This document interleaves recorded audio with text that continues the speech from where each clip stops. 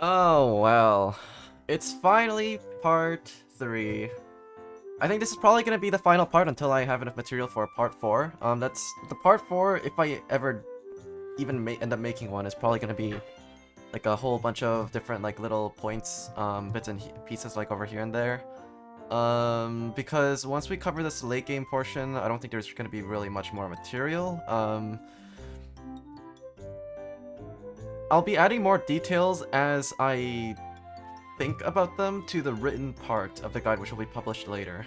That part is going to be a lot more thorough, and it's going to be... I've been using this Draw.io, this diagram website, because it's easy to use, but for like brainstorming stuff like that. But I've noticed that I think this is probably the reason why my streams have been crashing in the past, because the more and more stuff I add to it, the harder and harder, like, when I try to move around boxes, it kind of freezes up and stuff like that. So my next order of business is basically trying to move everything off of this platform and turning it into something like a Google Doc instead.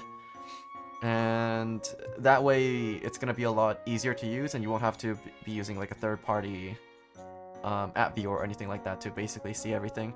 So that's basically the main goal right now. And since the last time, I didn't really do much in terms of progression, because after I finally made my proper team, with the completion of Raw Dragon, there's really not much more to say other than it's basically just clearing endgame dungeons. I consider this account pretty much done, but I'll finish up as much of this account as I can. But I think the very early game where we covered like what to do with like your initial burst of stones and stuff like that, I covered pretty much already, so I don't think there's much need to expand on this much further. Because once, I think my previous session was probably the most important, because especially this team building section with Odin Dragon and Raw Dragon that we did, because that section was basically giving you ideas on how to team build for specific dungeons, and late game and end game is basically all about doing that. Since your Swiss Army Knife team is basically not going to be carrying you throughout most of the endgame dungeons because of the difference in requirements. I think that's basically why you should be approaching these dungeons on a one-by-one basis. And if you approach it with the same mentality as I did with the Odin Dragon and the Raw Dragon building that I did, ooh, that's an Amber Alert. And then in that case, it's not much different. Building for specific Shura dungeons, Mystic Dimensions, and Unknown Novas. It's just that the requirements are shifting a little bit, and the freedom you have is a lot more, I guess. It's because in the Odin Dragon dungeon, it was a lot easier to team build around as like a mini brief showcase, because we only really have 4 units that we can pick out of a realistic 12 unit slots that we can modify and change. And the dungeon is also really short, only being 6 floors. But when it comes to Mystic Dimensions and the Unknown Novas, the dungeons are much longer. Especially because even if they're like only 12 floors long, these bosses generally, a lot of these bosses have like super resolves and stuff like that, basically effectively turning into like a two-stage fight. So on average, I'd say that it's around like 20 turns worth of battles-ish. Up until the boss, and then when you get to the boss, it's a whole nother story, because depending on your team, you can either like two-shot it, or it might take like a dozen turns, or it really depends. But yeah, the team building mentality really doesn't change much from this mid-game phase, building for a specific dungeon. And this is probably the most important part, but I'll expand on it a little bit, because we basically went over what to do with we basically went over what to do with the limited amount of slots that we have, but when you have a lot more freedom, there's also the fact that you need to know exactly what your best options are, I guess. And for that, there's a couple of apps that I want to introduce you guys to. So this is going to be the section where we talk about endgame. Is there anything else that I changed? Oh, wait, I skipped late game because of the team building mindset is basically the same as mid games. Added endgame section and ranking dungeon section.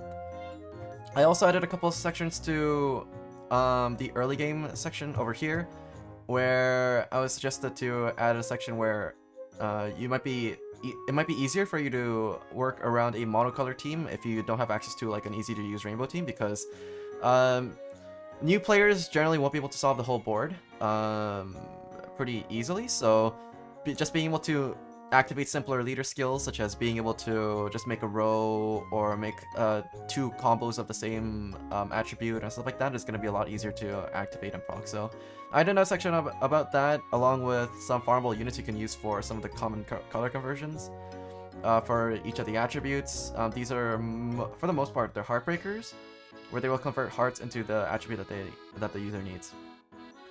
And there's also, I also mentioned that there's farmable units like Tengu, Razula, and Whale in case you need some additional skill boosts, but for a lot of players, getting 4 and 6 skill boosts isn't really that difficult, because of a lot of modern units generally have that many, especially if they have Super Awakenings unlocked as well.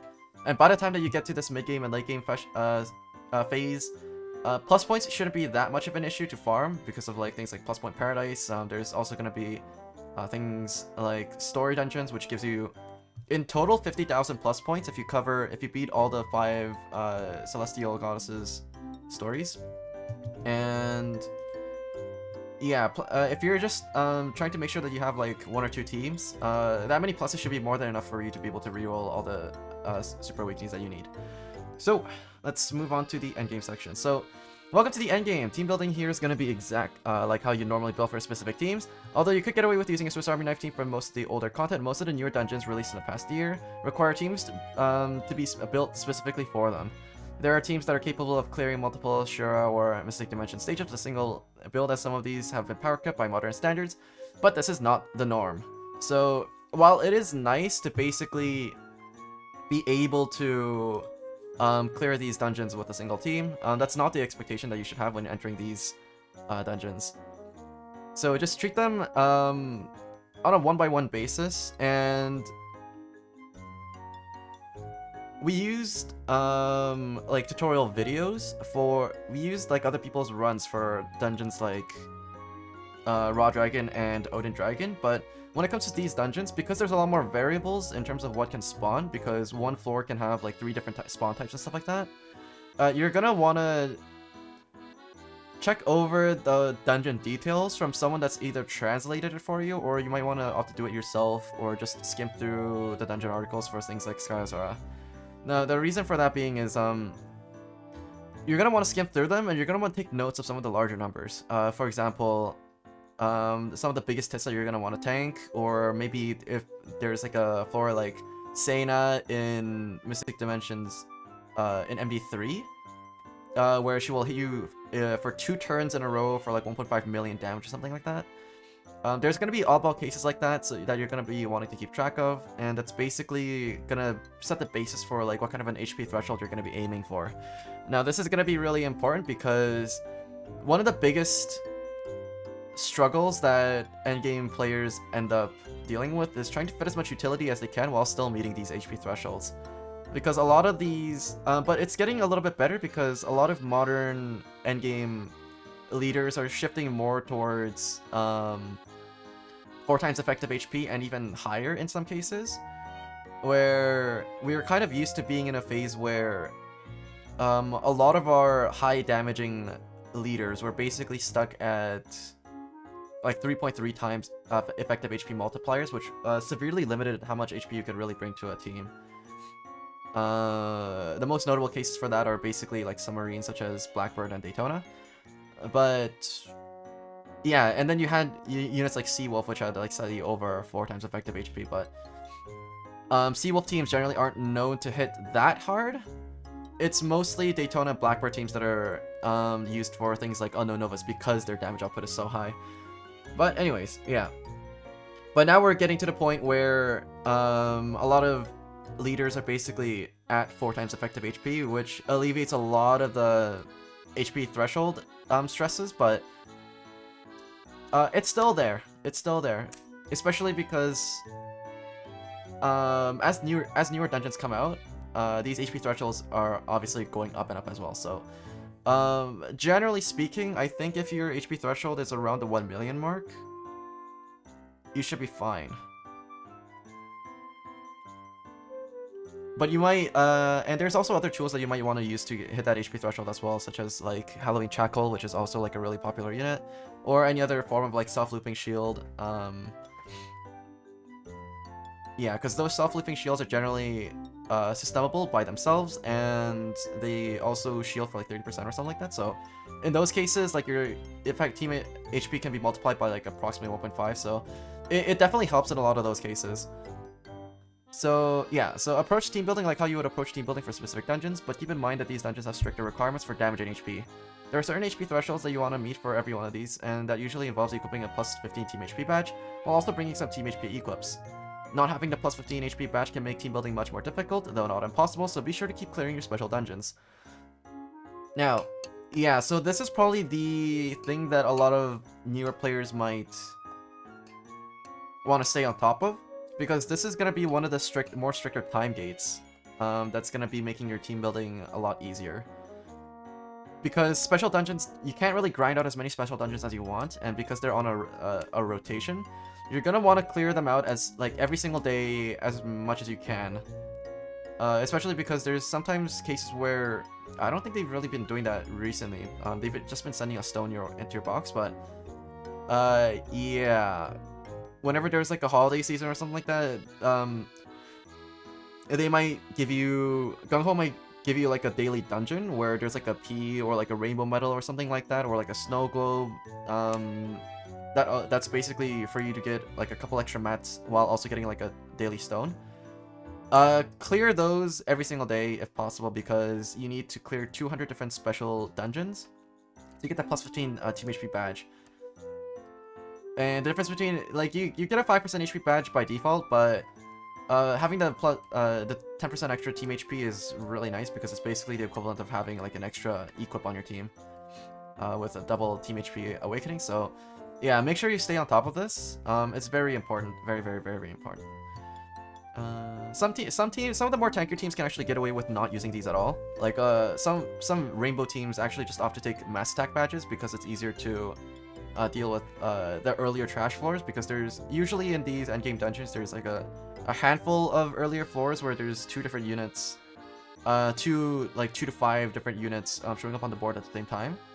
And in those cases, you might opt for a mass attack badge so that you can clear the entire floor with the same amount of damage.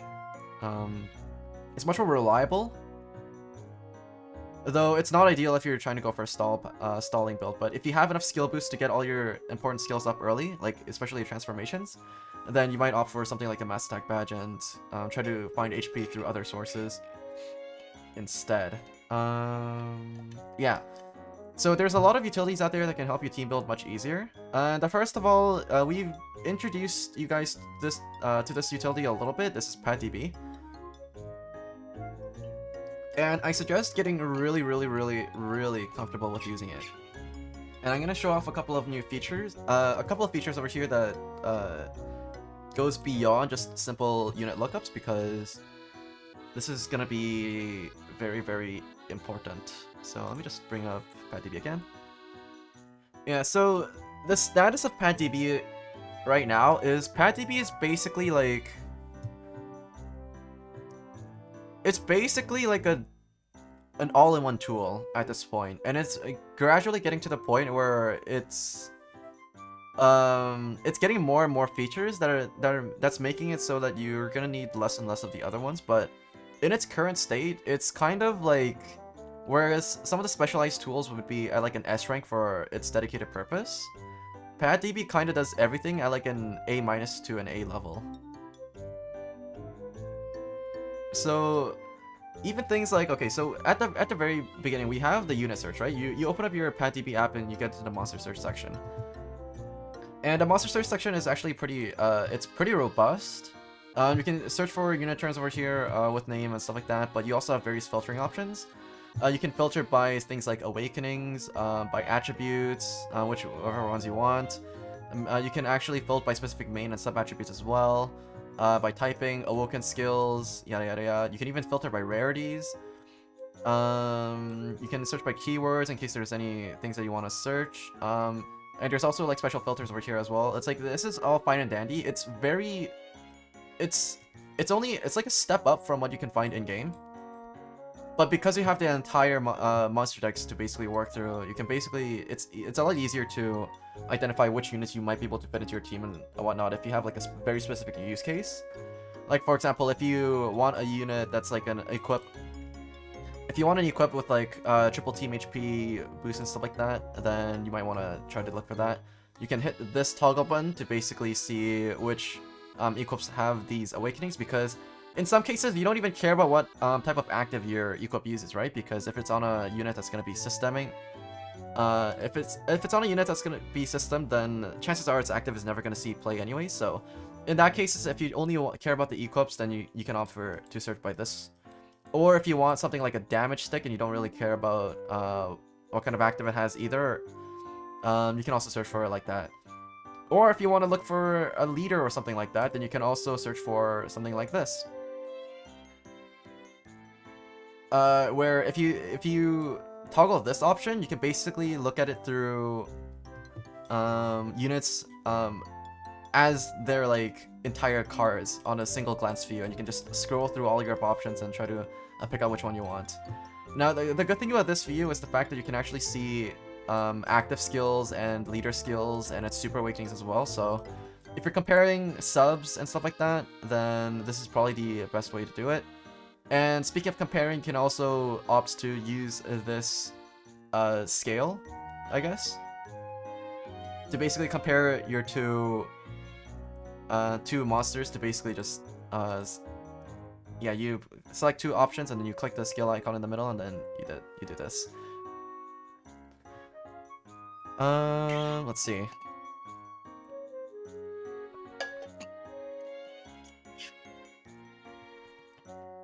And the next, yeah, so by using this comparison tool, you can also, this is kind of a bad comparison because we're comparing an equip and a base monster, but this is basically the kind of an overview that it gives when you're comparing the two. It's more useful if you're doing things like comparing between two different damaging units or two different clerics. Like for example, let's say that you're trying to compare between Odindra and Aura, because that's the new shiny unit right now. So we have Aura over here, and we have Odin Dragon over here.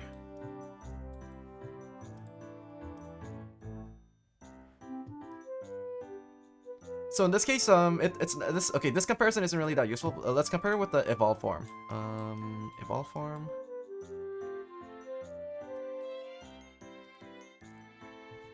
So this is like another way that you can compare units. It's a little bit of a shame because you can't compare more than two units at the same time, but yeah, this is one way you can basically compare two units at the same time. So it gives you a stat overview, especially the HP part, which can be pretty important if you're trying to meet certain HP thresholds. If you care about how much recovery your team is bringing, then that's also kind of important as well. You can compare awoken skills to basically get a at a glance view of, like, for example, how many skill boosts you might need to bring. Active skill comparisons are also really nice. This is a little bit weird because it doesn't show the transformed skill version. But you can also, if you're comparing damaging units, you can also select the activated awoken skills at the bottom section over here to basically see how much damage each unit would do depending on the circumstances. So if you're going to be comparing damage in cases like that, then let's see, like Super Volcano Dragon.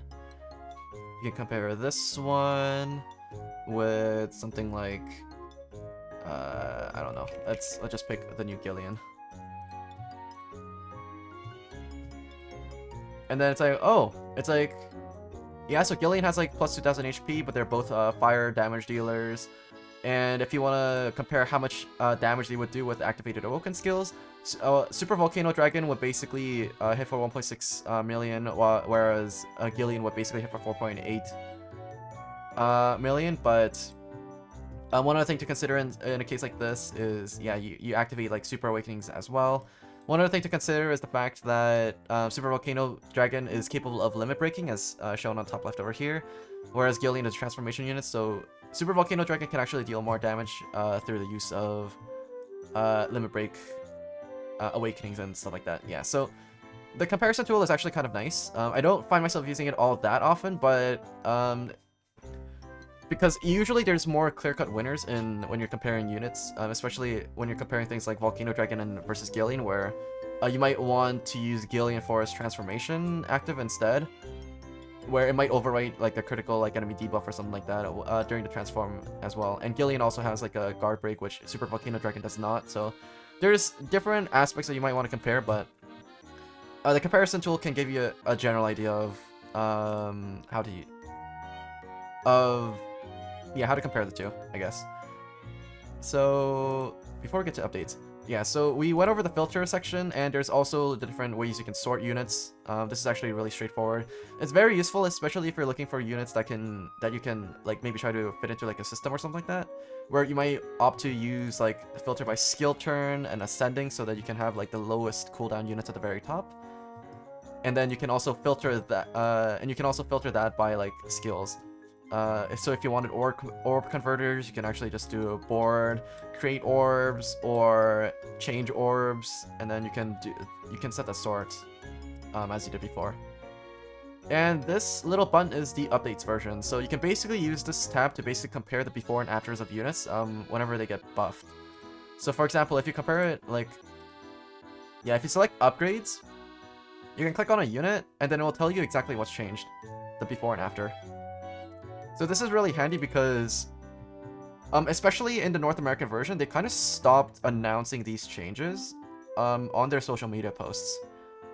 It's kind of annoying because it was a lot easier to go over what's exactly changed, but now since we don't really have those updates anymore, you can opt to just use this instead to basically see exactly what's changed. But because if you're like team building and stuff like that, you don't really care about the past states, because it's not like you can go back to them anyways. The before and after comparison is only really useful if you're trying to make mental notes of if you're trying to build like a mental bank of what kind of units you would consider useful or not. But yeah, we kind of lost that, so whenever you see units buffed, feel free to just hit the upgrades button and just scroll down to the place where they got buffed.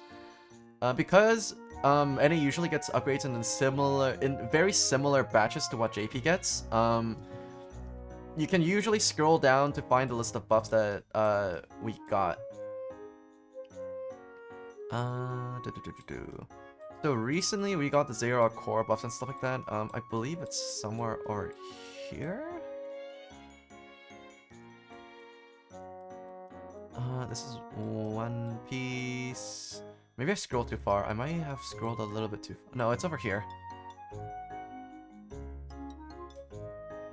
Yeah, there's bits and pieces mixed in here and there, but yeah, you can use this like rewinding clock icon over here to basically compare the before and afters.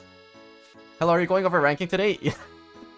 I'm gonna be touching on it. I'm not gonna be going too hard on it, but I will be touching on it because it is important. Smile. Okay. Yeah, and yeah, so this is Pad DB, and this is basically the monster section. And the next section over here is gonna be skill searching for active skills and leader skills. Now, one thing that I will mention is that while this is kind of nice for getting like a quick at a glance look, especially because you can set filters for multiple things. If you're looking for some deep dive nitty gritty active skill searching with like various filters and stuff like that, I would recommend using something like Illumina.com instead. So this is where I would say that PadDB is basically like an A tier resource, whereas the more specialized tools would be like an S tier. Because while you can actually search for things like a change attribute, let's say that you want something that can recover Oakenbind, recover Unmatchable, and also maybe like increases your actually no, let's just stick with this. So if you search by this, you get filtering options over here, right? But there are some things that you can't really filter, such as like active skill cooldowns. And some of the more nitty-gritty stuff, like you can only sort and filter by these things in a fairly limited fashion. But if you use Illumina.com, let's actually just go onto the site right now. Illumina.com/advanced search. the amount of search options and the amount of filters you have is way greater. And your active skill effects, a filter can, you can basically just like add as many like things as sections as you want. You also have the bonus feature of being able to negate certain features as well. And you also have the standard filters such as only show cards that can assist, only show the first card per skill, blah blah blah blah. Yeah, you filter by monster points. You can also filter by leader skill effects at the same time as the active skill effect as well. So if you're looking for like a leader that has like a decent leader skill while also having like an orb converter that's on a low cooldown, you can't really do that on PadDB, but you can on Illumina.com. So it's basically, you just have more filters at your disposal, and it's basically really nice. And it's also a web utility as well, so you don't have to download like a separate app or anything like that. Just know that this website exists, and you'll have a much easier time being able to filter through units and stuff like that. That's my suggestion. And yeah, so that's one example of how you can use the skill tab as well. So like, it's still pretty usable. I still use this for the most part whenever I'm looking for like a specific skill with a certain set of like, I find myself in situations a lot where I'm looking for a specific equip, where I might look for something with a skill boost and a couple of team HP equips and maybe like a recovery as well. Okay, that was a bad example. Maybe just a skill boost and a team HP equip, and then I wanted something like, well, we don't really have a lot of options, but I also want something like that would give me like, yeah, the bind clear and the awakening, bind clear awakenings, not awakenings, active skill components as well. And in that case, I would filter for that, and then I can also filter it further. And well, here's the options that we have. Tamadra Snow Globe, which is coming up soon. And there's also ideal, like, there's ways that you can use this, but it's good to get familiar with this tool, because it's kind of annoying at times having to like flip between like your browser and your in-game app, right? But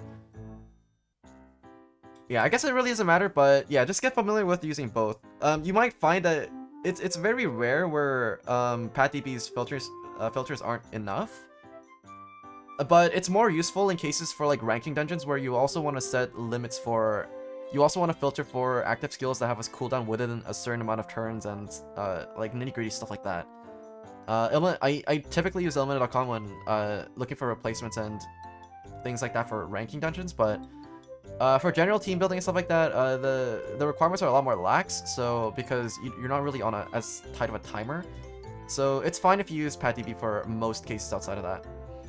And let's see. The next thing is the team building section. So the team building section is actually really useful because it not only does it give you a preview, but you can also basically export this image to basically show off this team to other players.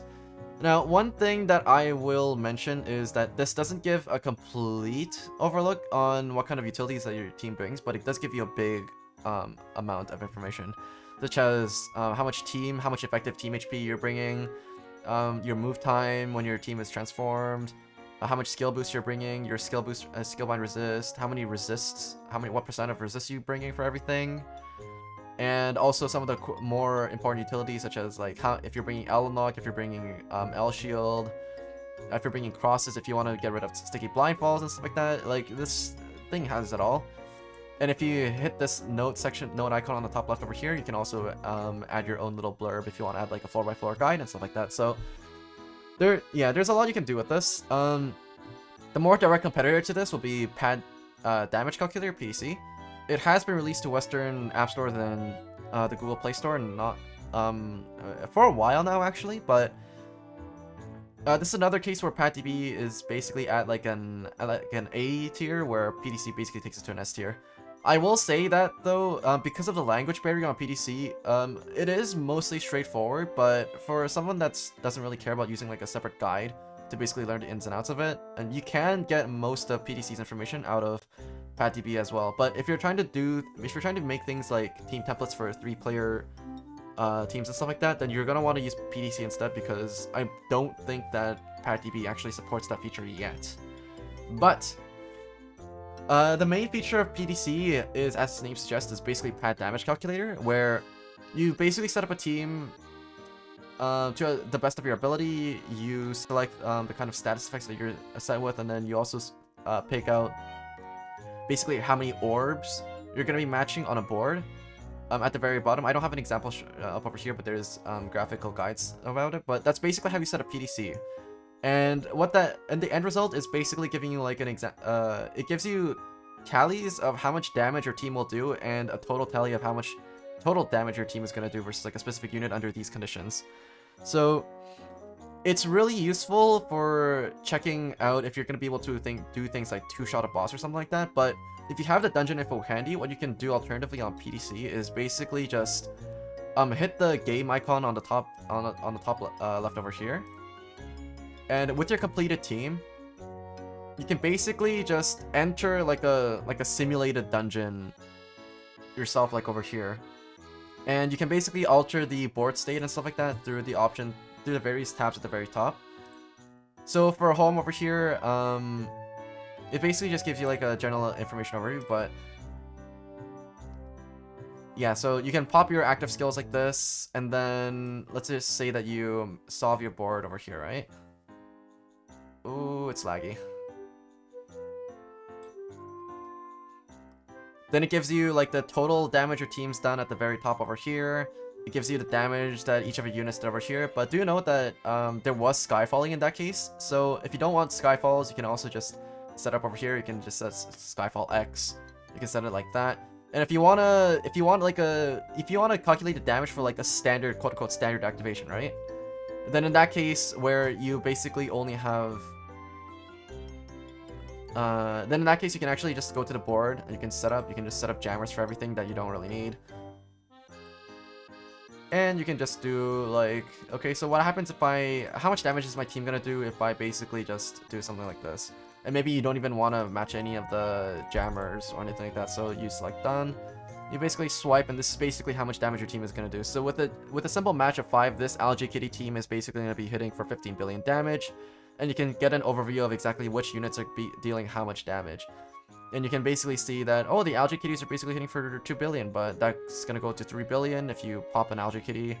So that's an overall team damage of 16 billion. So if an enemy boss basically has like 60 billion health, then with this team I'll be able to kill it in 4 turns. You can basically make estimations off of numbers like that. It's just that on PDC, you can basically just do this by just manually selecting how many orbs you're going to be matching, but over here you have to actually set the board state and stuff like that. But if you don't want to bother with the language barrier and you only care about building teams for yourself, then PadDB is basically going to be robust enough for you to basically just coast off of this for the entire time. And you also have other options such as, these options are scrollable, by the way. So if you go into status, you can actually set super gravity and set it like, if you want to deal with like a 1% super gravity, then you set it to super gravity times 1/100 for a 1% super gravity and stuff like that. So yeah, and you also have options for other debuffs such as team attack, subtract combo, or specific card attack where a specific unit might be debuffed to only deal like 1% damage. You can basically just set it for that specific unit with the specific card attack debuff as well. So there's a bunch of utilities that you can use. And there's also presets you can also pick from as well, but for most people I don't think they're really going to bother with this, but this is an option if you... This is an option that's actually really up to date if you actually care about damage testing your comps versus specific bosses, because you might want to know if your Shiva Dragon swipe is actually going to be able to deal a quarter of the boss's HP and damage or something like that for the unknown Novas. Things like that, you know? Small things like that. And...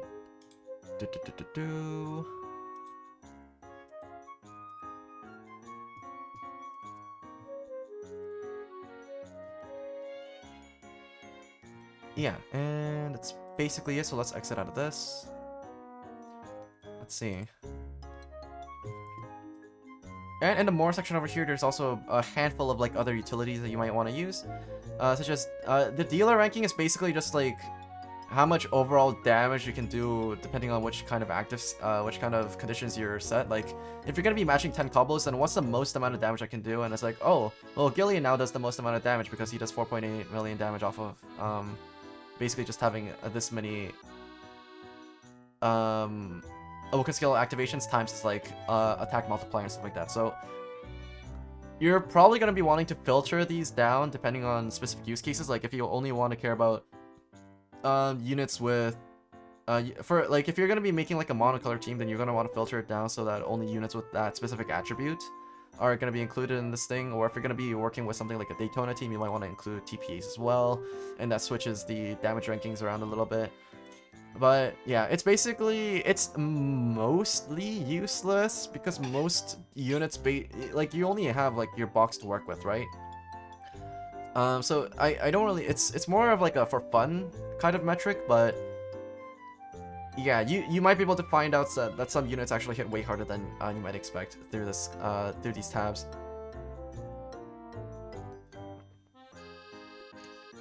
Healer ranking is kind of like that in a similar fashion, except using hard TPs. This is pretty important if your team is basically extremely HP sided but doesn't have like a multiplier for like recovery. Then you might have to use a unit like Air to basically match hard prongs to heal yourself back up. And there's also puzzle practice where you can basically just go into free mode or solve mode. Free mode is basically just random Skyfall orbs. Solve mode, you can basically just set your own boards. You can basically use it to try out different solves.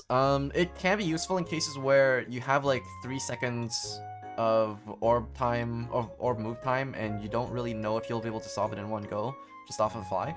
In that case, you might want to just go with like solve mode and just try it out yourself. So if you have like a board like this, don't forget to set your proper move time and stuff like that. Or if you're just brainstorming different solves, just set it to unlimited move time over here and basically just do the solve and then just practice the motions over and over again. And there's also, you can also try out Lucifer test over here, which shows up in like ASR1 and SR1. It's an option, but yeah. In terms of other utilities, there's the gacha probability calculator. So yeah. This is gonna be more important for people that are planning on rolling for a specific unit, because it's kind of a wake-up call for different people. Like, for example, let's just say that there's a unit that's at a 2% probability chance, right? A 2%, there's a 2% chance for the monsters to appear, and you're dumping 50%. If you're dumping 50 rolls, it's expected that you'll be getting one, but the probability that you'll get at least one is 64%. Yeah, so a lot of people basically enter the gacha with like, basically doing like a very simple calculation where it's like, if there's a 2% chance of a monster, then I'm gonna be saving a 50 pulls because 2% times 50%, 50 is like 100%, right? But it's not exactly as straightforward as that, and if you only have like 50 pulls, then your probability of getting that specific unit is 64%. So realistically speaking, you're probably gonna be wanting to bring like 80 pulls-ish for you to have like a 4 in 5 chance of getting that. So it's, yeah, it's kind of, yeah. So if you're trying to pull for a specific unit, always bring more pulls than you actually need. And the reason why this actually matters is because I see a lot of people get disappointed over not being able to pull a specific unit after having like 50 pulls and stuff like that, but it's not as uncommon as you might think, and the gacha is not rigged against you. This is just statistics, unfortunately. This is just probability. There's gacha simulator. There's tier list, which is basically something that you basically just DIY yourself, and you can just take a screenshot of it. I don't really find that much value in tier list, unless you're at the very, very end. Unless you're at the very, very late game, where you're basically just planning on building specific teams for the latest and greatest dungeons that we get a sneak preview of in JP as like they get them, since we're always on like a 2 to 3 month delay.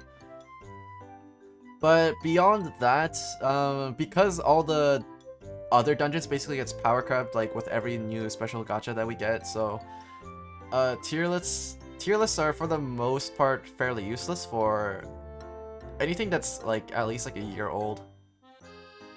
So like a lot of like the Shiras, not even like a year old to be honest. Like even if it's anything more than like half a year old, in NA, then it's probably like power kept like really hard, realistically speaking. Let's see. And there's awoken skills that's basically just okay, doesn't work in English. Different badges and what they do, but you can also just find this information in game. So all this stuff is basically just kind of useless. But there's also like orb skins. If you want to see what orb skins, what orbs skins look like, if you want to get a preview of them before you actually decide to like swipe on them, you can basically see. Some of these orb skins are like really cool, and you might just want to browse through them. Because orb skins and the BGM sets are basically always sold as separate packages in the whenever the REMs come out for like $20 and $40 respectively. Or maybe it's like $20 and $40 like Canadian, but it's probably like $15 and like $30 USD, I guess, or something like that. Yeah. So this is where you can see orb skins rank chart if you want to see how much. If you want to see how much. If you want to see how much EXP you need to rank up to a certain point, very common for people to try to calculate exactly how many runs of ASR 1 they need to go from their current rank. Let's just say that you're like ranked 940 and you're trying to get to rank 1000. Then you need an overall 3.4 billion EXP. And so, and you basically divide that by the amount of ASR 1 runs you need, and that's basic, and you can basically just have a rough estimate of how much time you're going to need to grind that for you to get to the Memorial Egg Machine before like the next reset or something like that. Yeah, so that's basically how you can use the rank chart. Crowns are basically just like an overview of like the different types of crowns in game. You're obviously going to be starting at 1 as a new player, and you're going to be working your way up. The most important crown is honestly crown 30 because of the no Skyfall badge, and the next important one is probably 75 because Whale Door Crown is best crown. And Pat Pass over here basically gives you an overview of exactly what you can get from Pat Pass on specific days, depending on how many months you've had Pat Pass for.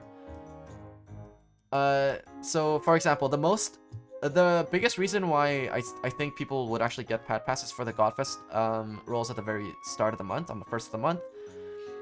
If you've had Pat Pass for 5 months, you get 5 rolls from a Godfest Egg Machine lineup that's basically super stacked. It's basically all 6 to 7 star Godfest exclusives, 6 to 8 stars, I think.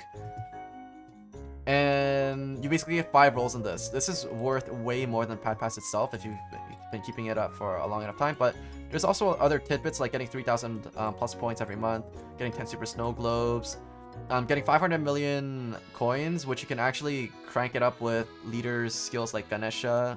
You can take this to like getting 10 billion coins every month.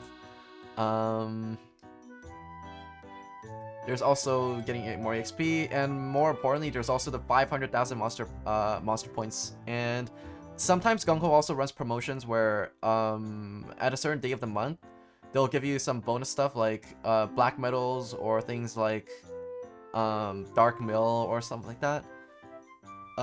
It's not that common, but there are months, like especially with special events, where they might opt to give you a couple extra bonuses, or even things like appreciation medals, where you might be able to exchange the medal for like a specific Godfest exclusive of your choosing.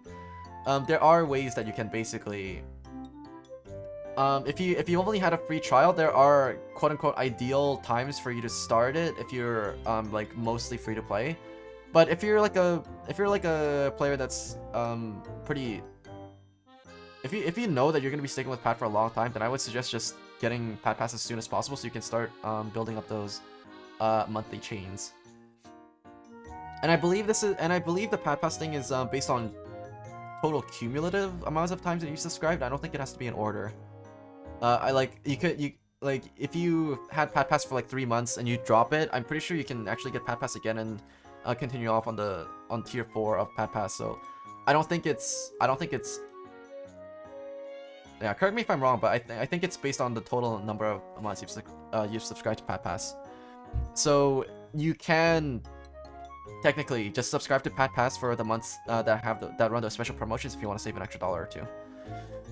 If you want to save an extra like $9 every month.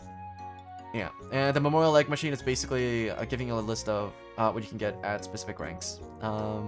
And these Memorial Egg Machine lineups basically reset every time that Gung-Ho decides to reset everyone's...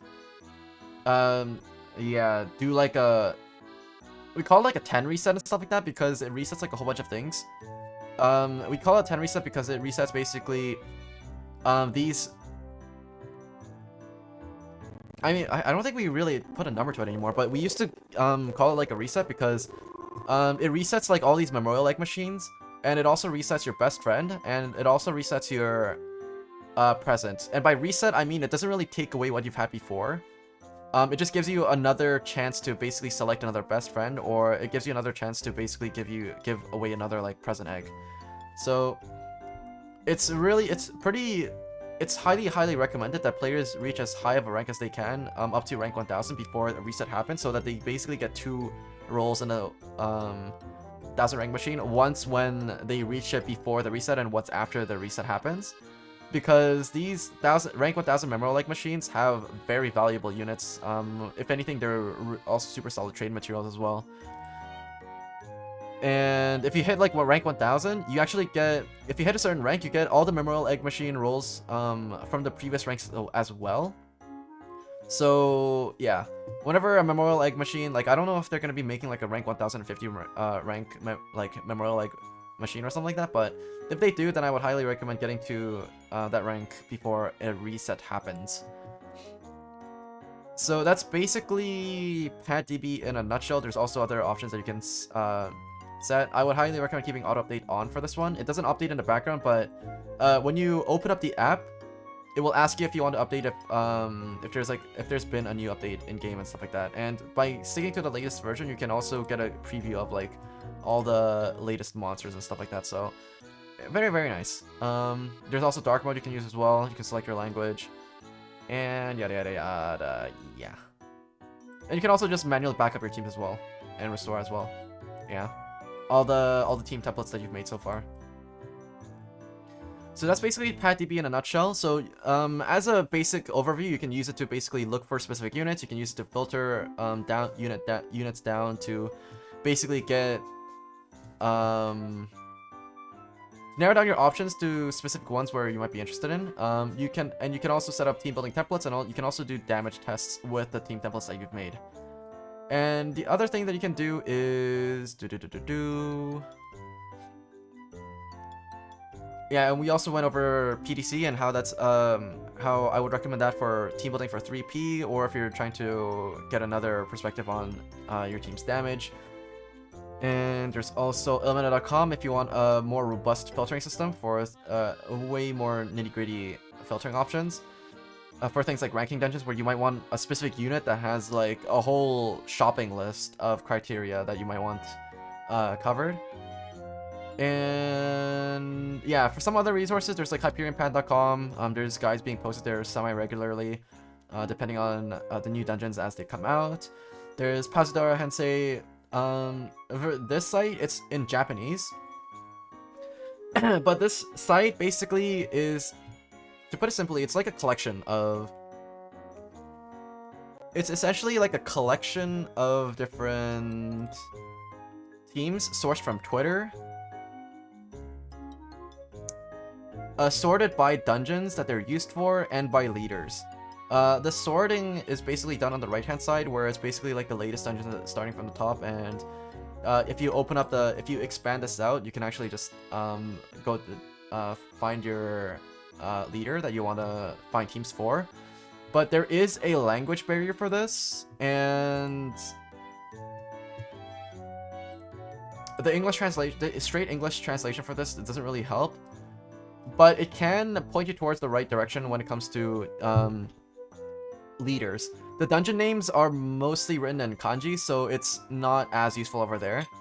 But when it comes to... you can basically just find a dungeon name through something like YouTube searches and stuff like that. And you can narrow down the search result by looking for your specific leaders by just going to tabs. In cases where there's not that many, you can also just open up the various tabs, and you can just see, depending on what leaders is being featured in the preview pane over here as well. So you can use Pazudora Hensei to basically get a gist of what kind of teams people are running.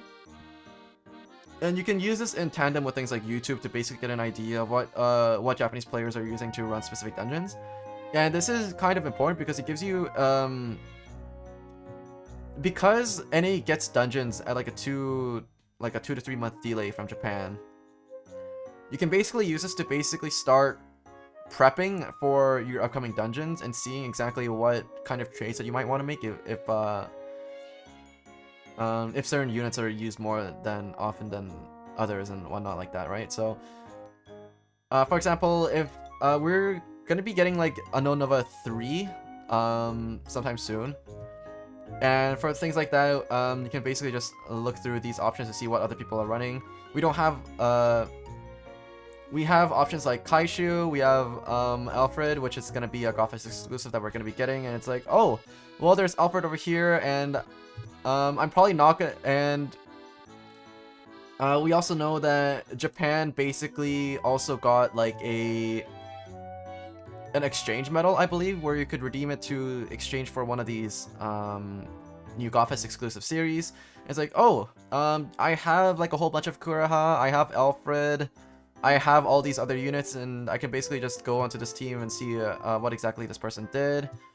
And there's also like floor-by-floor guides. Like a lot of these guide team template uploaders on Japanese Twitter actually upload floor-by-floor guides on what to do in different scenarios. And there comes a language barrier again, but you can get a rough estimate of what they're trying to say by using things like Google Translate's Lens. And yeah, it's gonna be very janky, but the way that I would use Sight more is more to get a general grasp of what kind of units are being used on certain teams, so that you have a more solid idea of what kind of units you might want to trade for in case you want to build for this kind of team in the future. For example, if you want to make an Alpha team, then the most common elements in all these teams are basically going to be Noctaria and different amounts of like Alfred, not Alfred, Kuraha, whether it's like 1 or 2. It's like, oh, I have those units, but if I have like 1 Kuraha and I'm planning on sticking, and I have like a particularly strong like a box for like Alpha teams, then I might want to consider maybe trading for a second Kuraha or something, depending on the circumstances. Or maybe I might you want to use like an appreciation medal for trading for Noctaria or something like that, right? Something to that effect. Just get a general idea of what kind of units are being used in certain teams. Like, for example, Kaishu teams, it's like, oh, I see, like, Halloween Chackle is being used in a lot of these teams, so I might want to, if she comes up in a seasonal rem or something like that, then I might want to try rolling for her. Or if there's, like, if there's Paimon, I don't have any, like, huge dark gems or stuff like that, then I might want to start prepping one, or, yeah, things like that. Just to basically get a general idea of what kind of a team that you might, to start prepping for future dungeons, stuff like that. Or even for current dungeons, you can also get a general idea of what kind of teams other people have ran in the past. But I will say that not a lot of people start uploading teams for like older dungeons. So you might have like a lead that's perfectly capable of running some of the older dungeons, like Kuraha, for example. It can probably pretty much run like a lot of these older ones. But you're not going to be finding any team templates for the older dungeons because people don't really bother with older dungeons. They care about the new shiny stuff instead. So that is one thing to keep in mind. But yeah, in those cases, you're gonna want to just learn dungeon yourself and just DIY with the units you have in your box. But yeah, sites like this are really useful for basically getting a glimpse into the future for what kind of trades that you might want to make. Because as of this current video, there is going to be a Gung-Ho collab rerun coming up in the following week. So in that case, you might want to keep an eye out for what kind of equips are being used in a lot of these popular teams, or what kind of subs and stuff like that. So, like, for example, yeah, so, yeah, this is basically like a condensed form of like Japanese Twitter and like what people are running in these teams. So just use that as a reference, and honestly, nothing more than that. It's just a really handy reference. And by basically finding out the common denominators between each of them, you can basically just make a mental note of like what is like the quote-unquote like base template for a leader like this, and try to understand why certain teams are using certain units. Understanding the why is gonna let you make replacements a lot easier. And so to go off of that, there's also path.skyozora.com. This site is in traditional Chinese, but it has basically like all the dungeon info for all the. It has the dungeon info for like all the dungeons in the game.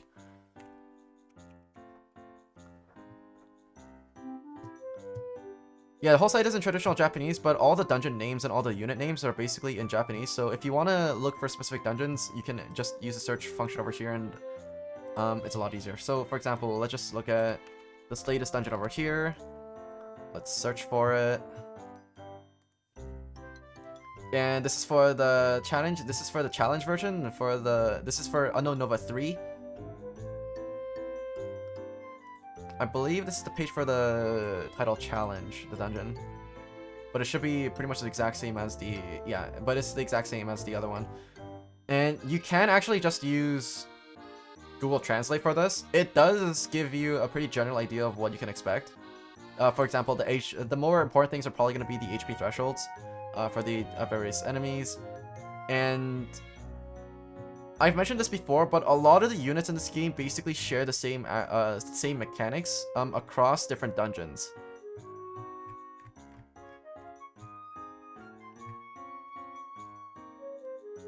So in a lot of cases, if you've played this game a lot, you have a rough idea of what a monster is going to be doing to you depending on what monster basically shows up.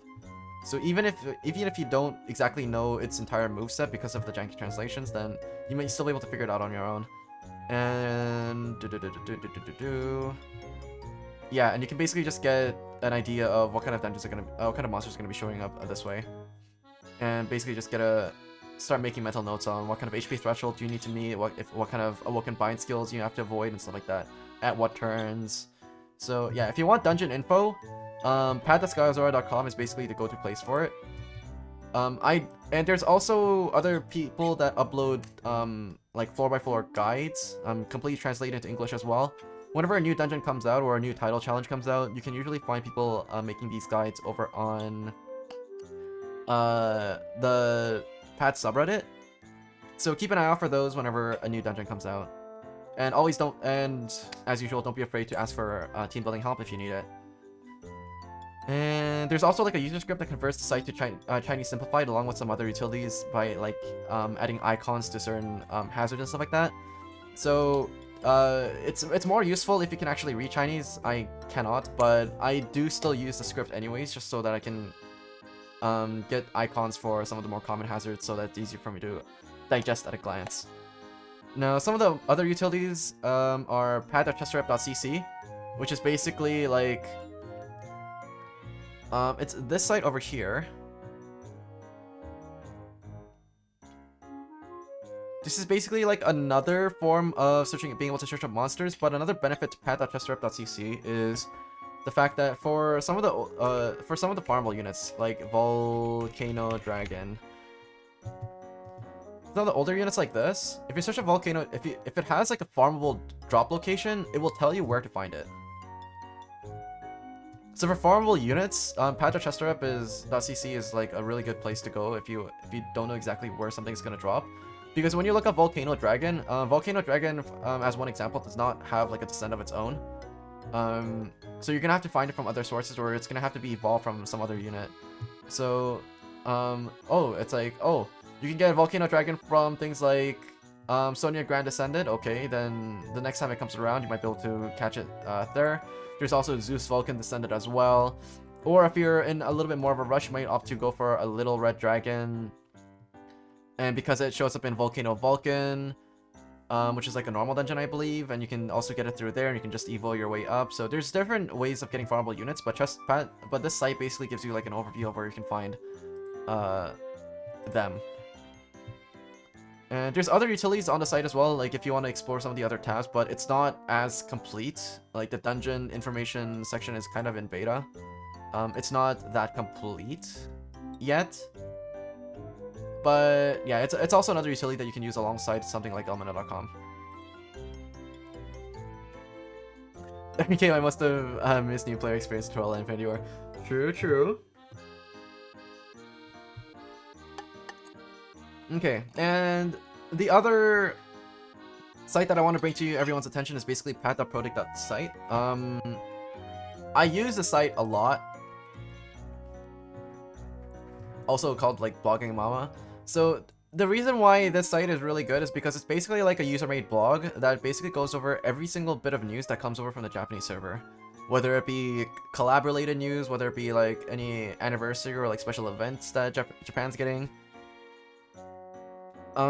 Because a lot of this non-collab related stuff, pretty much like all of it, honestly, makes its way over into North America sooner or later.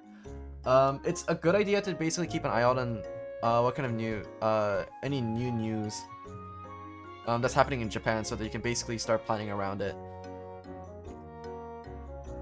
Especially when it comes to things like buffs, or like stone drops or stuff like that, or things like non-collab related special realms such as like Draconic Orchestra and stuff like that. Now, one caveat is like these special realms used to be a lot more predictable, but in NA's current state right now, there's kind of like a giant backlog of special realms that we haven't really gotten, so the schedule is a little bit unpredictable, but do know that these kind of things will make its way over into a server eventually. Eventually. And hello, Krivenu. Hello, Kriven. Hello. Yeah, so it's basically like a time machine. What more could you want? Just get a glimpse into the future. It's super duper handy. And there's also the various other communities such as discord.gg/pad, which is basically the biggest unofficial pad community Discord server. And there's also Hyperion Pad Discord server where we do our own little helper thing kind of over here. There's also Puzzle and Dragons subreddit, which I highly recommend everyone drop in or subscribe to. Because basically just using it as like a news outlet, because whenever NA basically gets things like news drops, you're gonna find individual posts discussing them in the comments. And there's also the fact that whenever there's a data download, you might not understand what's coming in what's coming in like the next week and stuff like that. There's people that basically just sift through the downloaded data to find out exactly what's been downloaded, because it gives you a preview of what's to come. Like, I believe yesterday we got a data download of like 18 megabytes or something like that. And we basically confirmed that Gung Ho Collab is basically coming up in the following week, because we received the Gung Ho collab buffs in the patch.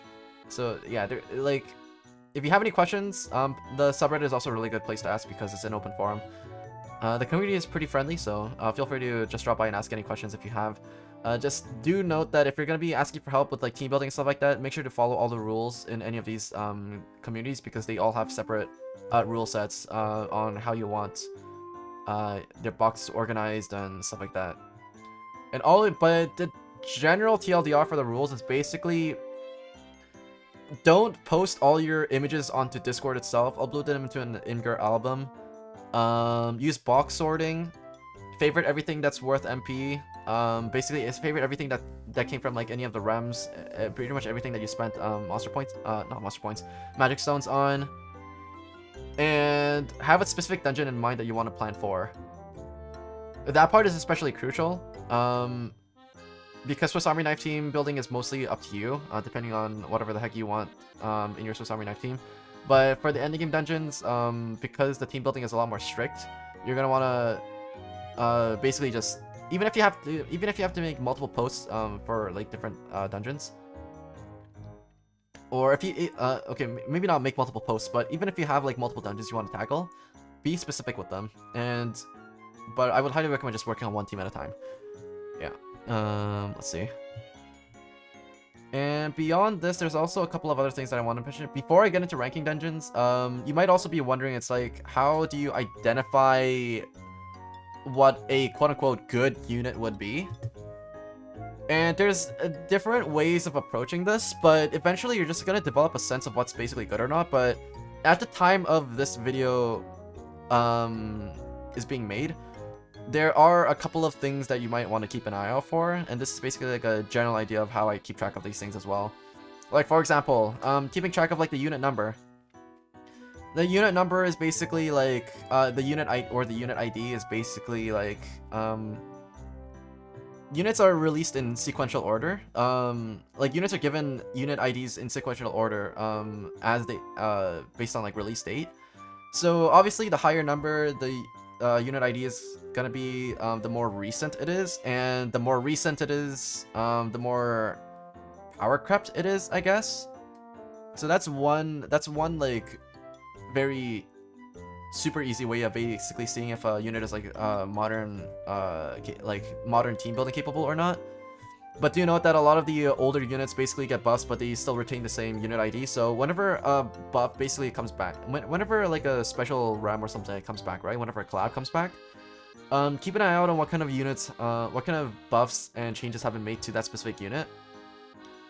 And this is like, and also don't forget that in all of these like latest RAMs and stuff like that, right? The bottom rarity is still gonna be kind of like bad, and the bottom rarity is usually going to be used for, okay, I'll get into rarity section later, but new player count. How do I skyfall the count for this ranking dungeon? I'll get into ranking dungeons later. It's actually coming up. So yeah, the unit number is one way you can check it out. Personal damage, so modern damage dealers that can basically hit double damage cap on modern teams will typically have a personal damage multiplier around like 100 times, assuming 4,000 attack. And I just listed like a bunch of like different examples of where you can find it, examples of things like this. Like double break units are basically modern heavy hitters. Triple 10Cs are also modern heavy hitters. And depending on like how many like triple adds, quadruple adds, and quintuple adds you have, like there's different ways you can basically roughly guesstimate if a unit is capable of hitting the double damage cap. And this also kind of goes out the window if you're using something like Kaiju, where it basically has like super ridiculously high leader skill damage multiplier scalings. But anyways, yeah, and there's also things like use cases, use frequencies. Like if you see a lot of YouTube videos of people running like a specific leader, and you see like a unit popping up quite a bit, then chances are that unit is going to be fairly powerful, and you're going to want to try to incorporate into your team as well. So use frequencies from things like watching different YouTube videos, or just browsing through other teams that people have built on Twitter and have been posted over on Puzzledora Hensei as well. Like there's different ways you can see identify use frequency, and also on the Pat subreddit, whenever people upload their clears of like title challenges and stuff like that, you're gonna see certain units popping up more often than others. And in that case, try to understand why that unit is being used so much, and try to incorporate it into your team. Try to build around it. Because there's some cases where a unit is used because its cooldowns line up exactly with the dungeon requirements. Like if you need like a specific like debuff override on a certain floor, along with like an awoken bind clear on that floor, and another awoken bind clear shows up on another floor, like with exactly the right timings. There are cases like that where a unit just kind of like fits like a glove. So try to understand why unit is being used frequently, and once you understand it, your team building can be a lot easier, because that unit might actually cover like multiple different requirements in your team at the same time. How many parts is the series? This series is in a 3-parter. This is going to be the final part for now. Any other part that I record in the future is probably going to be for like if I have like a whole bunch of like bullet points that I want to add to specific parts of this guide or whatever like that. But after this part is recorded and uploaded to YouTube, I'm going to be working on the written portion, which is going to be taking like all the stuff that I've written over here and converting it into an easier to browse through like Google Doc, because this website is kind of taxing on my system the more I use it. Surprisingly enough, like this diagram site I think is harder to run than like Minecraft. But anyways, yeah.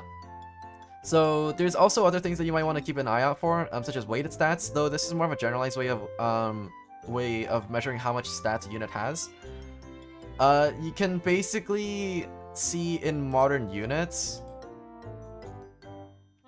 if you look on the info tab in PadDB, like over here, the weighted stats is basically the W section over here. You'll find out that modern units generally have like weighted stats of like 1500 plus. Weighted stats are a decent way of measuring if a unit is being power crept, if a unit is by modern standards or not, because this weighted stat standard basically creeps up slowly and slowly over time. Like around half a decade ago, unit was considered to be pretty stacked in terms of stats if it had a weighted stat rating of around like 5 to 600.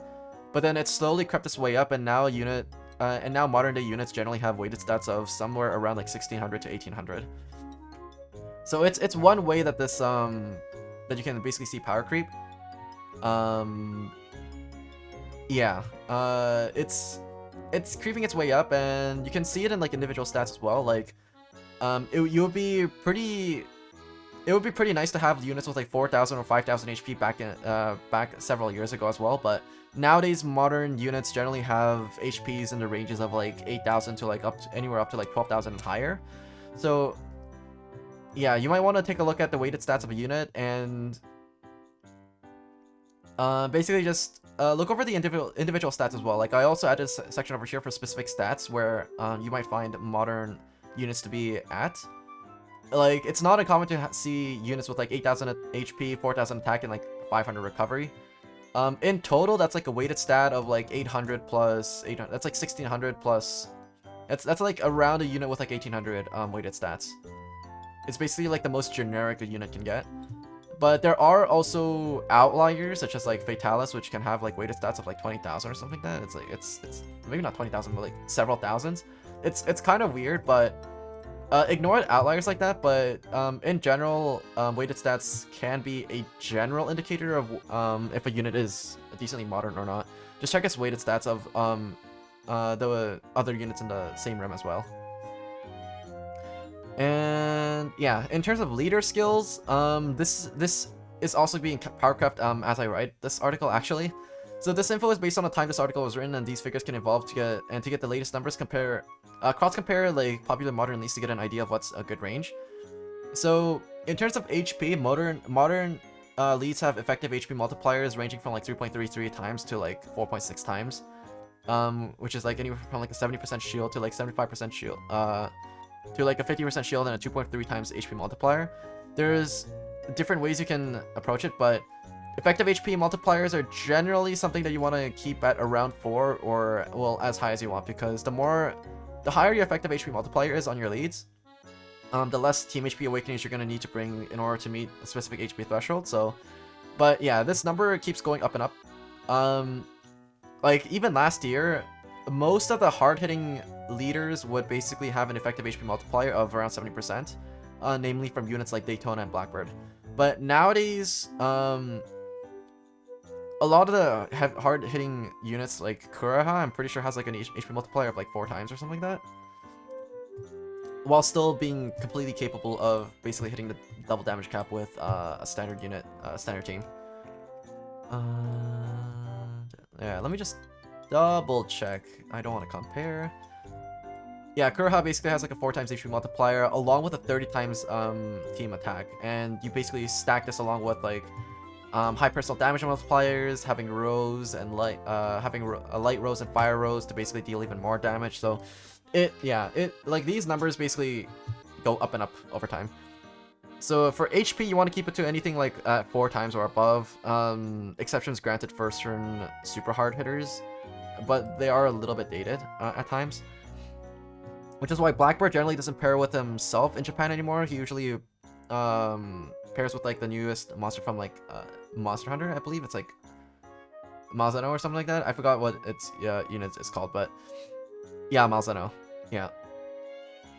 Because Malzeno has like a 4 times effective HP multiplier, whereas Blackbird has a 3.33 times. So it alleviates a lot of the team building pressure, while also introducing like more combos and stuff like that. Like, yeah, in a case like that, you would probably run Blackbird with a Blackbird sub and then a Malzeno friend lead and stuff like that. But yeah, the HP multipliers are really nice because yeah, as newer dungeons come out, these HP thresholds are getting higher, more and more difficult to reach. So if you can solve a lot of it through just picking the right leader, then that's basically my recommendation to you. It's gonna make your life a lot easier over having to try to fit like 20 different team HP equips into team HP awakenings into like 3 equips. Yeah, it gets rough. It gets really rough. So yeah, and in terms of attack, it's like it ranges from like 24 times to like 30 times. Scaling leads also just crank that up to like 11. And for recovery, you're probably just gonna want something that matches your team's effective HP. But for the ones that don't, you're gonna want to bring like a separate HP stick and a separate HP stick, whether not an HP stick, a separate recovery stick, whether it be something that's like air, where you can be or air or Belial, where you can basically just recover off of like a heart prong, or you might opt to use something that would heal you through actives or through your leader skill instead. So there's different ways to approach this, but yeah.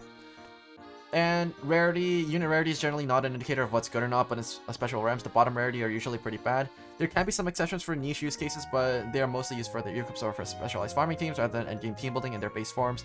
Keep an eye out for the buffs that they receive. You might be surprised by the glow ups some of them get at times. And for active skills, modern team building revolves around reactive gameplay featuring shorter cooldowns that get used multiple times a run.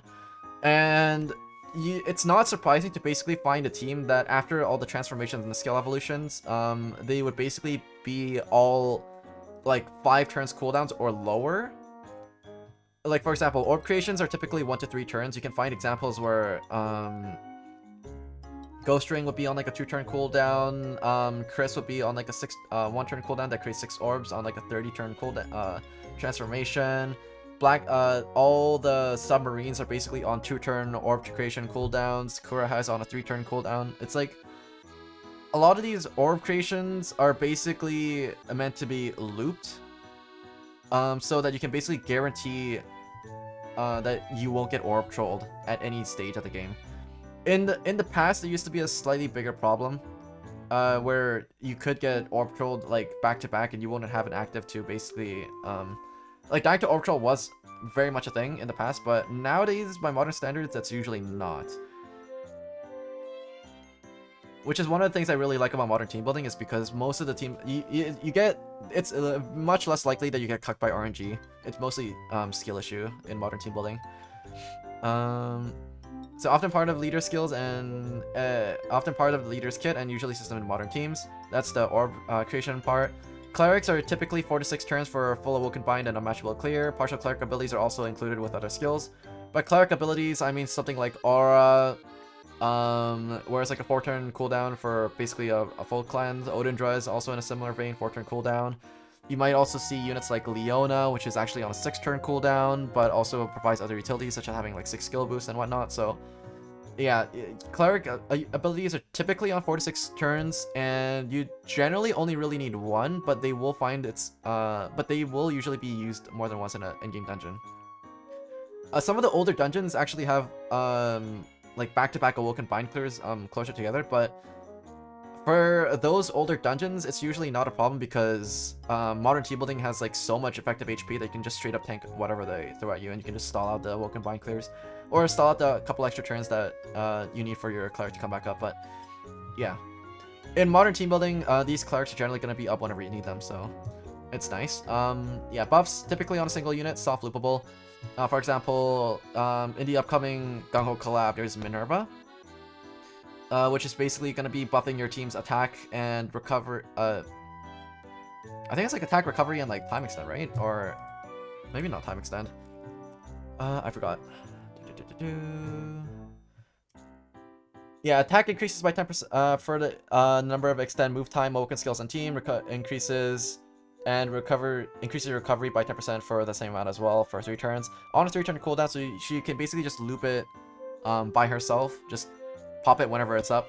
And when you do this, you basically get a permanent buff that, and it's also like a low cooldown way of basically overriding any harmful debuffs that have been thrown at you, especially in the recovery and attack departments.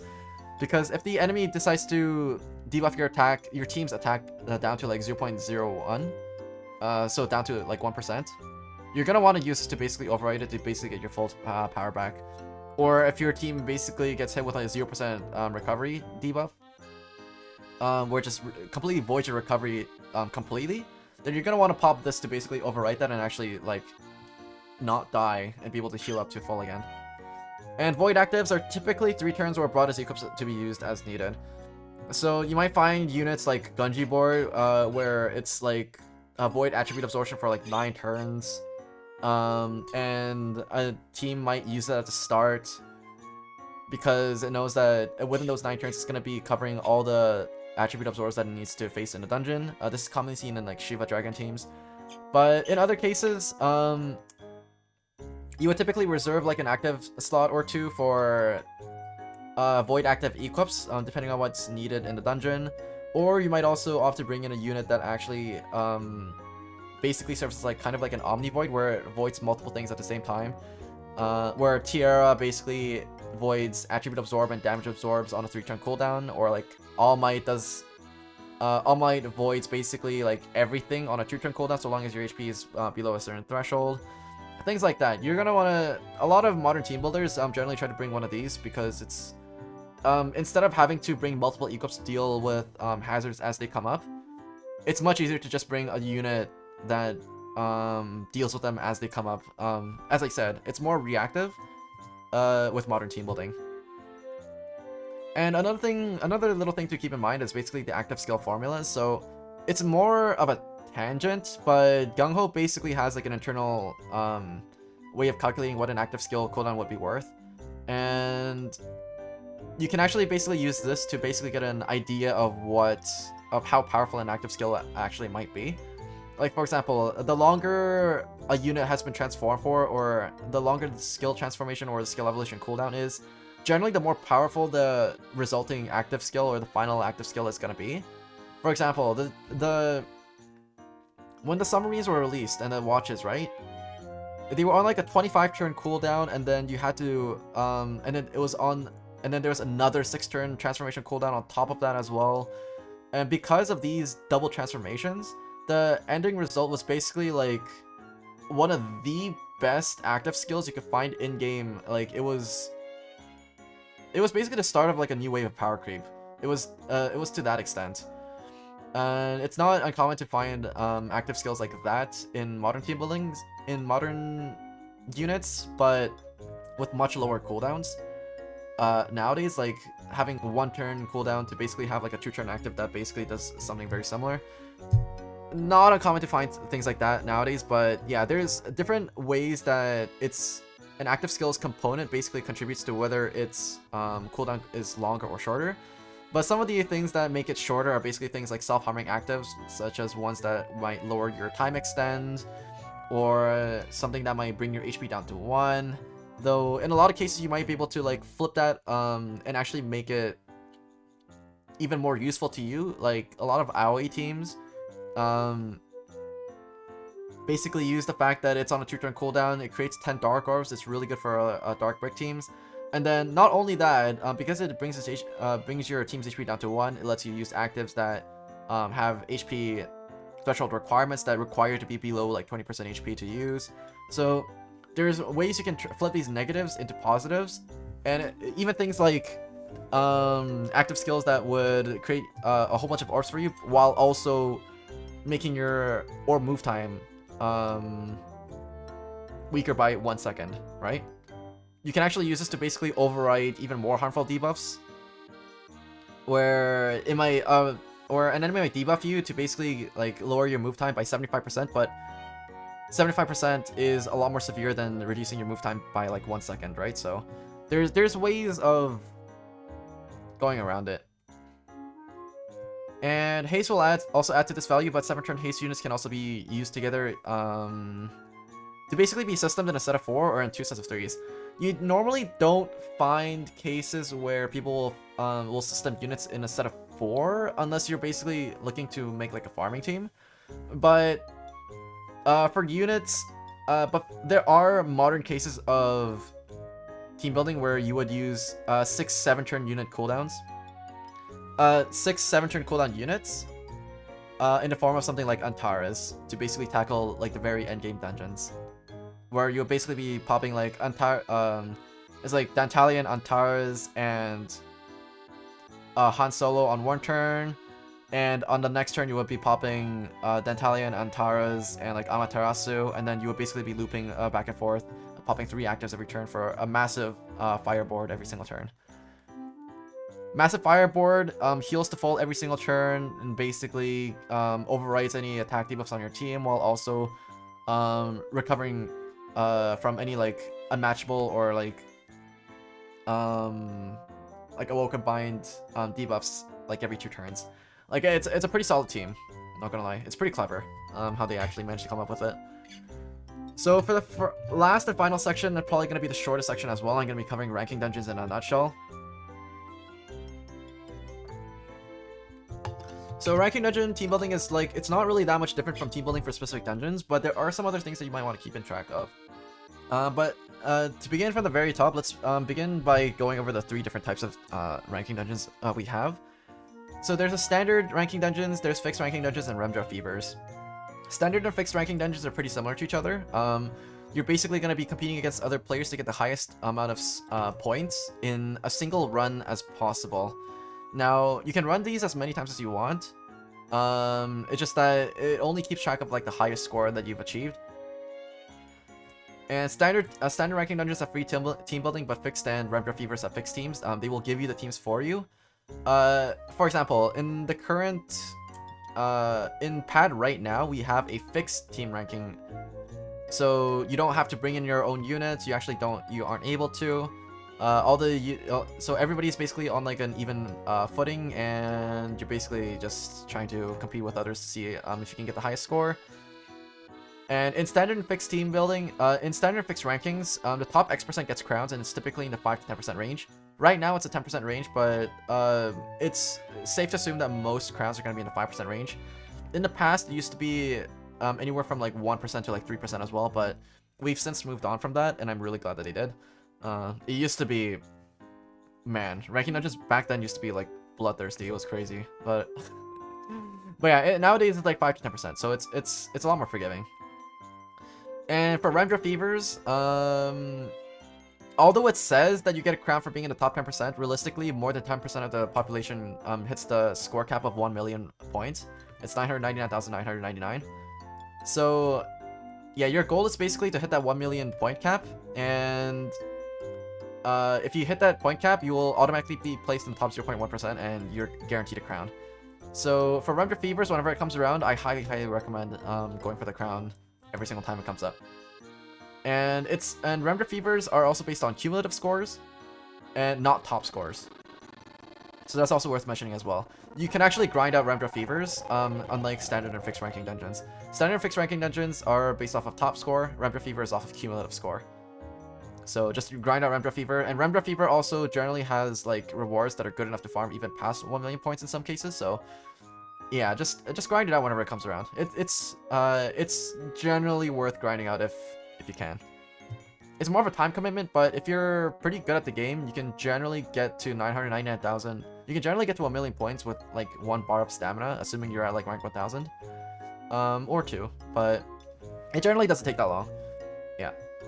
And for standard and fixed ranking dungeons, the top 3 get announced on social media, and the top 1 gets a king title, which they can flex in game. I will say though, as a king title warning, if you don't have the ideal team, several hours to grind a day, and many stones at your disposal, and can't solve boars in under 3 seconds, don't bother going for the king title, because you're going to be against people that can. So that's basically my warning to you. Yeah. You might think you have a good score, you might think that your score is going to be better than everyone else, based on like the posts that you see on like Reddit and stuff like that. But don't be surprised when the king title basically claims it with like a 10,000 score lead. It happens. It happens. Especially because when it comes to getting the king title, RNG is also a huge factor, so get ready to burn stones on stamina if you're actually seriously going for it. And I personally would never bother with it. It's not worth it for me. I'd rather spend that stone and time basically just playing other games or actually having fun, you know? So, yeah. It takes a special kind of it takes a special kind of like really skilled masochist to go for like king titles. And especially in fixed ranking dungeons like the one we have right now, we are also at the risk of getting smurfed on by like Japanese and Korean players as well. So yeah, your opponents are not just from the North American server in a lot of cases. So just do keep that in mind. And the standard ranking dungeon template is usually not that stringent. So this is, I'm going to be focusing on ranking for people that are going to be aiming for the top 5% for the crowners. So whenever a ranking dungeon comes out, there's usually very free-to-play friendly teams, usually mostly Pantheon farmable units, that can get to crowning range if you have the right team for the dungeon and understand how your team works. A solid endgame player will typically be able to get a crowning score within a couple of bars of stamina, if that, and if it's taking you longer, please reevaluate your team and strategy or just match faster. I'm not even joking. Like, just matching faster can actually help you, like, quite a bit. Like, you might... Like, one habit that you might get into when you're playing normal dungeons, right? When you're doing, like, arenas, is... You might take the time to basically... Like, when you're... As you're solving, right? You might take the time to basically look behind you at the matches that you've made to make sure that you basically... to double check if you've accidentally like misplaced an orb or not, because a misplaced orb might actually just completely break your leader skill activation, especially if you're running a leader that has like a that has their effective HP multiplier entirely tied to their leader skill activation, right? So in cases like that, you might even pause at certain points to basically just backtrack a bit and fix your past solves and stuff like that. But in ranking dungeons, you don't have that that luxury. You're gonna want to just go fast, and if you made a mistake, then whatever. It is what it is. Menu quit, you come back and try again. So what ranking dungeons is gonna make you do is force you to basically improve on your consistency when you're matching. Or like you might have to force yourself to slow down a little bit to make sure that you're not like messing up like all your orbs, right? And then just gradually work your speed up. But yeah, time is incredibly valuable. For assuming typical ranking score multipliers, every 2 seconds is basically worth 1,000 points. And in the dungeon, if you've been in a situation where you're basically trying to push for like a new higher score, you'll probably understand the value of 1,000 points very quickly. Because especially as you're getting closer and closer to crown range, that 1,000 score bonus score difference can easily make the difference between you being in like 4.5% and like 5.5%. That 1,000 score difference can make a huge difference. So yeah, making sure that you can save as much time as possible is a really big factor in ranking dungeon team building and also ranking dungeon play. So don't be afraid to mess up. Ranking dungeon entries typically only cost like 25 stamina a pop, so yeah, be ready to menu quit a lot of dungeons. But also, make sure that you understand exactly how a dungeon works so that you don't throw away a bunch of stamina only to get caught at a roadblock later on. So, when you're learning the dungeon, don't be afraid to just take your time. Like, even if you mess up a board, just keep going.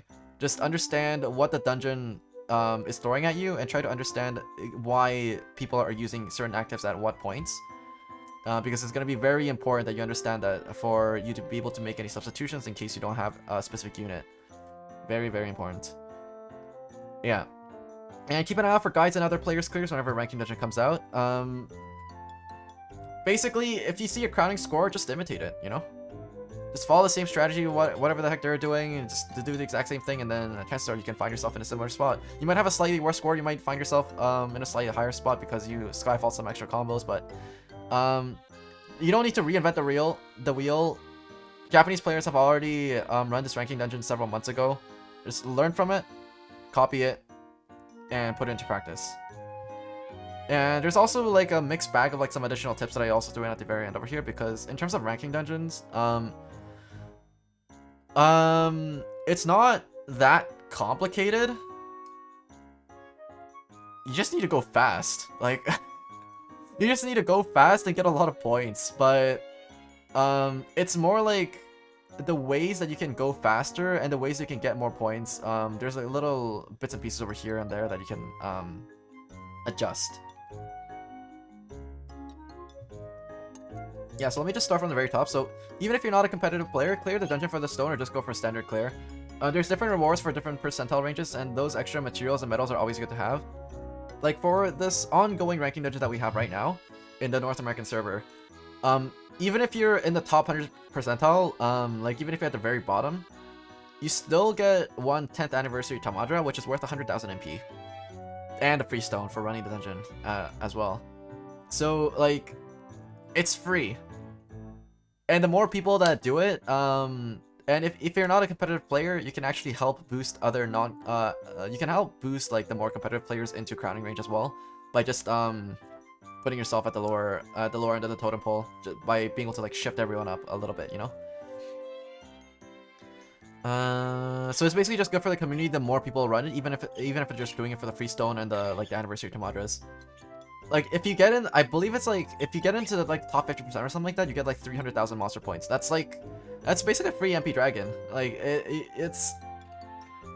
That's pretty valuable. So yeah, just try to make an earnest effort at ranking, if you can. That's my recommendation. It's basically free stuff, and also rainbow medals as well. And yeah, go fast. Every 2 seconds is basically worth 1,000 points, and even more if time score is boosted. Minimize the number of pings on your team. It saves time because of less attacking animations and enemies' HP bar dropping faster. So yeah, minimizing the number of pings is actually like really important, and that's why you'll find that a lot of ranking teams end up looking like super bare bones. But yeah, every single ping that you save is basically time saved, and that time saved is also multiplied by the number of floors that you're gonna be the number of floors or the number of like boards you're gonna need to solve, right? So minimizing the number of pings is actually like really important. It can add like hundreds of points to your run for free, basically. For something that's basically for something that you don't have to control in game, since you're gonna be team build, since all the pings are basically dependent on how you team build in the first place. So another thing you can do is avoid using actives with useless components. If you need an awoken bind clear, don't use an active that has something like a time extender or a damage buff with it unless it's also needed, because these animations also add up time. So these, and also don't forget to turn off skills, because if you have it on, if you press a unit, it's basically gonna bring up the skill pop-up, and you're gonna have to press OK to use the skill. That wastes time as well. Don't do that. Yeah, so avoid using actives with useless components is more important for cases like, if you don't have a specific unit and you want to find a replacement, try to avoid units with unnecessary skill animations, because it eats up a lot of time. Because like you can pretty reliably measure how much time it takes by basically just try bringing out a unit with like a 3-part skill, pop it, and then right after you pop it, basically put your finger on any of the orbs on your board. And the moment you can start moving, the moment the orb basically latches onto your finger is basically how much time it takes for that skill animation to complete. And you'll find out that these longer skills actually take up a huge amount of time. So these unnecessary components can actually add up, add like huge amounts of delay to your time, like up to like 1,000 plus points. So be sure to avoid them. But there also has been a patch, it's been quite a while. Yeah, one animation is 1 second, so yeah, that's basically like 500,000 points you're basically throwing away for useless activations. So try to avoid that as much as possible. But there are cases where some of these useless components get skipped over if it actually does absolutely nothing. So one example of that is basically a unit like Odin Dragon. I believe it has an eco version, so Odin Dragon. It might have been this. Yeah. So in the case of this Odin Dragon eco, fully recovers a matchable orb status, fully recovers bind status including awoken, and all enemies' attribute changes to water for 2 turns, ignores barriers. If you're looking for a way to change the enemy's attribute to water so that you can use something like a super ogre to basically button that floor down, and you don't have an awoken bind status inflicted on you or unmatchable status inflicted on you, you can use something like this, and because the unmatchable status or the awoken bind status clear thing doesn't do anything, the game will naturally skip over that, and it will actually just act as like just the final part where all enemies' attribute changes to water for 2 turns. There are cases where if an active skill does absolutely nothing, you'll be skipped. Another example would be kind of like if like a Valkyrie skill. Valkyrie.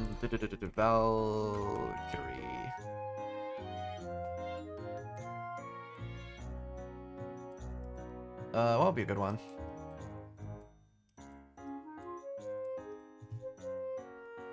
So for a Red Robin Valkyrie skill like this, right? So reduces damage by 75% for 1 turn, 2 times orb move time for 1 turn, removes orbs locked, and changes heal orbs to fire orbs. If your board doesn't have any heal orbs, it kind of skips that component, and there's basically like other parts to that as well. So I believe the remove orb block component gets skipped as well if there's no orb block on the board. So in that case, if you just pop this Valkyrie's active skill, then you'll basically get a shield and a 2 times orb movement time for 1 turn, and you'll be able to immediately pick up the active. pick up an orb. So there's ways like that where you can basically use these useless components to your advantage for picking out like specific replacements, but for things like buffs and debuffs, those things will take up those things will eat up your time regardless, so try to avoid components like that. And yeah, so don't be afraid to menu quit in suboptimal situations unless you need practice for later floors. If you Skyfall 10 combos on a one combo tourney, don't try to save a run, just quit. You'll be doing a lot of attempts for ranking dungeons anyways. Just like how stamina is a resource, your own personal time is one too. Your best score is the only one that's kept anyway, so just get your runs in. Get as many runs as you can in, honestly. You're gonna have like 2 ad refreshes every day anyways, right? So, and realistically speaking, like, ranking dungeons, whatchamacallit? Unlike, you're gonna be burning through stamina a lot faster when you do ranking dungeons compared to when you're doing things like, grinding, some of the endgame arenas and stuff like that. Just because you're gonna find yourself menu quitting out a lot. So you're gonna be spending less time playing the game, and you're gonna be burning through a lot more stamina. So don't be afraid to menu quit. And just come back at a later time. Yeah, grind out Remdra Fevers to hit that million points. Free crown is free progress towards a no Skyfall badge. And the thing about the no Skyfall badge is sometimes it's a case of where the rich get richer, where if you have the Skyfall badge, team building for ranking dungeons becomes easier. Though granted, there are usually options for no Skyfall leaders in the case of tourneys that would benefit from having a no Skyfall badge, so not all hope is lost, but it can definitely make your life a lot easier if you have the no Skyfall badge in certain cases. And it's also just really nice to have for farming teams. Yeah, and Render Fevers generally have some pretty good drops in the first place. So it's not a terrible idea to just grind them out anyways. Even if you really don't care about the crown, just grind them out anyways. Yeah, and 5% scores can be more forgiving than you might think. It's usually possible to make some janky, slower, or less consistent replacements if you're missing the units from the template team and still make it into the crowning range for fairly easily if you're fast enough. Since only your top score is kept, if it means using a less reliable team but spending more time running the dungeon, then so be it. What I mean by this is, you're gonna be taking the same mentality that you would for title challenges, where you're not gonna be looking for a team that's consistent in getting a good score. You're looking for a team that can get the highest score possible, or in the case of title challenges, you're gonna be looking for a team that can get a single score. So that's a main reason why you might find that in non-fixed ranking dungeons, the top 3 teams will have vastly different looking teams compared to what the normal player would run. Because they might be going for something that's more Skyfall oriented, or they might be going for something that's for a completely different strategy, like maximizing style points or something, and just burning through the entire time period. Compared to a player that might offer a faster clear with a minimal number of turns and going for like a high combo count or something like that. Yeah, they usually, the teams are gonna look very different. So look for guides and don't just blindly try to mimic what the top 3 are running, because you're probably not gonna have a good time with it, especially if you're a newer player. And yeah, because you're also going to be looking for that one clear, right? That one really good clear. Even if you have to use something like a less consistent replacement, like for a title challenge, if you don't have a unit that can consistently deal with one specific floor because it has 2 different mechanics, you bring a unit that can cover one of the mechanics but not the other. And even if that reduces like your successful completion rate down to like 50%, you only really need to clear it once for the title, for you to get the title, right? The same mentality applies here. You only need to get that one really good score, so even if you have to sacrifice consistency, it's fine if that means that's what it takes for you to get that much higher score, because that's all that matters in the end. So it's gonna be like a kind of a balancing match, because it might be like super frustrating, because in some cases you might be forced into a situation where you might have to like consistently reset on floor 1 because you don't get the right Skyfall for a certain activation. But in that case, so be it. It is the nature of a ranking dungeon. You're gonna have to put up with it. But But once you get your final score, you don't have to run that dungeon ever again, so just deal with it, you know? Less reliable team is fine, so long as you can get that, so long as you're optimizing your score for that one golden run. And yeah, if you find a specific team template, if you find that a specific team template isn't working for you after a day or two, try out a different one. Don't fall into sunk cost fallacy, just try out different teams. You might find out a simpler team is much more effective or works better for your solving methods. I've been in this situation before where I would struggle with a team for multiple days in a row, and then I just try out a different one. It's like, wait, this is so much easier. And then I would just get a crowding score within like 2 or 3 runs. It's happened before. So yeah, don't force yourself into trying out a specific team just because everyone else is running it. Just because a lot of people are doing one thing doesn't mean that they're doing it right. So yeah, don't fall into that trap. Try out a bunch of different methods, because usually getting a score in the top 5% if you're able to solve boards in like 8 seconds is generally not that tall of a task. And work smart, not hard. So don't try to do this from scratch. Get help from community members if you're struggling with crowding for tips, suggestions, and replacements. The NA crowding range is almost always lower than the Japanese one anyway, so endgame players are generally willing to help you out if you follow the rules in their respective chats and communities. So yeah, don't struggle by yourself too much. You can also basically go onto like these communities, like upload a sample run of basically what you consider to be one of your better runs, and you can also get critiqued based on some of the things that you might be doing wrong. It might be something like as simple as like you using the wrong evolution of a certain unit and not getting like a style point bonus off of because you're using the wrong evolution of like Fujin or something like that. You might be using an active at the wrong time, basically making you lose time.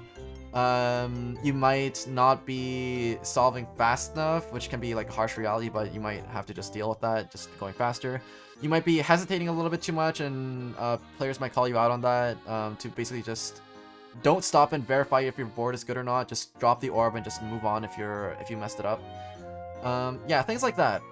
Getting critique is always it's never a bad idea, honestly. You might be surprised by what you find, because it might be something like super obvious, or it might be something that might require a little bit more fine-tuning, but you might be able to like squeeze in a couple extra 1,000 points from basically like having a better strategy, or like minimizing pings, or stuff like that, you know? And also, one final warning, don't settle for a score that's 95% of the cutoff percentile before you go to bed. What this means is basically if the crowning range is in the 5%, don't settle for anything that's lower than, that's better, I guess, not to confuse people, that's better than 4.8%. Because you don't know how people are gonna be playing at night, you don't know how many people are gonna be hopping in, so into that lucky range. So don't play with fire and sit at like 4.9 or 5%. That 5% is even worse. Don't do that. There are cases where people get bumped down into 5.1% after they wake up. Don't do that. Just make sure that you put yourself at least like 0.2% ahead of your competition before you go to bed. And for things like 10% crowning ranges, at that range, it's not uncommon for numbers to move more at night. So at that point, you might want to put like a buffer up like at least like 0.5%.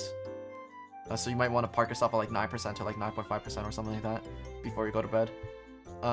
Because there's a lot of players that we call like weekend warriors, where they basically just don't bother with ranking dungeons at all. They just wait for the crowning range to settle to a certain point before they start grinding runs. Or it might also just be because they don't really have a lot of time in the weekday to basically get their runs in.